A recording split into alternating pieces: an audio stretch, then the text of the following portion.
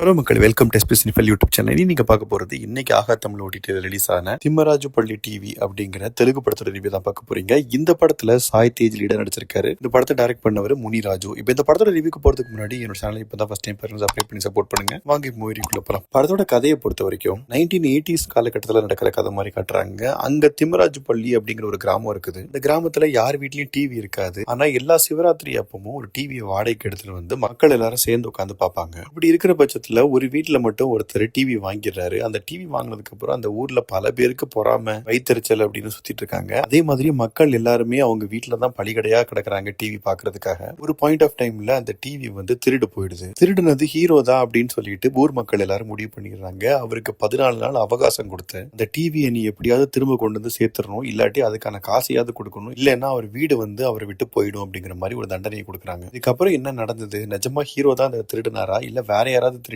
இவர் மேல பழி போட்டாங்களா, கடைசி அந்த டிவியை கண்டுபிடிச்சாரா, என்ன நடந்தது அப்படிங்கறத அந்த படத்தோட மிச்ச கதை. இது ஒரு டிராமா ஜானர். இப்ப இந்த படத்தோட பாசிட்டிவ்ஸ் நெகட்டிவ்ஸ் பார்க்கலாம். எனக்கு மொதல் பாசிட்டிவ் தோன்றது, இந்த படத்தோட கான்செப்ட் வந்து நல்லாவே இருந்தது. அதாவது ஒரு சின்ன டிவி தான், அந்த டிவி வந்து ஊரையும் ஊர் மக்களையும் வந்து எந்த அளவுக்கு மாத்துது அப்படிங்கிற விஷயத்த வந்து ரொம்ப அழகா காட்டியிருந்தாங்க. ஹீரோட ஆக்டிங் வந்து ரொம்ப டீசென்டாவே இருந்தது. அதே மாதிரி ஊர் மக்களா நடிச்சிருந்தவங்களும் அவங்களோட பெர்ஃபார்மன்ஸும் ரொம்ப நேச்சுரலா இருந்தது. இந்த கிளைமேக்ஸ்ல ஒரு சின்ன ட்விஸ்ட் இருக்கும், அதுவும் ரசிக்கும்படியா இருந்தது. இந்த படத்துல ஒரு பாட்டா இல்ல பிஜிஎம்மான்னு தெரியல, அதுவும் கேட்கறதுக்கு நல்லா இருந்தது. இதெல்லாம் தான் அந்த படத்தோட பாசிட்டிவ்ஸ். நெகட்டிவ்ஸ் பார்க்கலாம், முதல் நெகட்டிவா தோன்றது, படத்தோட கதை இதுதான். பட் ஆனா அது ஒரு 2 மணி நேரமா கொண்டு போக முடியுமா அப்படின்னு கேட்டீங்கன்னா இவங்களால கொண்டு போக முடியல. ஏன்னா ஸ்கிரீன் பிளே ரொம்ப வீக்கா இருந்தது. இன்ட்ரெஸ்டிங்கான சீன்ஸ் அப்படிங்கிறது இந்த படத்துல எதுவுமே இல்ல. அட்லீஸ்ட் ஒரு டிவி கண்டுபிடிக்கிறதாவது கொஞ்சம் இன்ட்ரெஸ்டிங்கா எடுத்துட்டு போயிருக்கலாம், இல்ல காமெடியா வச்சு எடுத்துட்டு போயிருக்கலாம். ரெண்டுமே இல்லாம ஒரு மாதிரி பிளெயினா போச்சுது. அண்ட் ஒரு சில சீனுக்கும் இன்னொரு சீனுக்கும் சம்பந்தமே இல்லாத மாதிரி இருந்தது. இந்த காமெடின்னு சிலதெல்லாம் ட்ரை பண்ணிருக்காங்க, அதெல்லாம் பெருசா ஒர்க் அவுட் ஆகல. அண்ட் எமோஷனல் சீக்வன்ஸும் பெருசா ஒர்க் அவுட்டே ஆகல. மொத்தத்தில் இந்த படத்தை பத்தி சொல்லணும் அப்படின்னா ஒரு இன்ட்ரெஸ்டிங்கான கான்செப்ட் தான். பட் ஆனால் பிரசன்ட் பண்ண விதம் வந்து ரொம்ப சொதப்பி வச்சிருக்காங்க.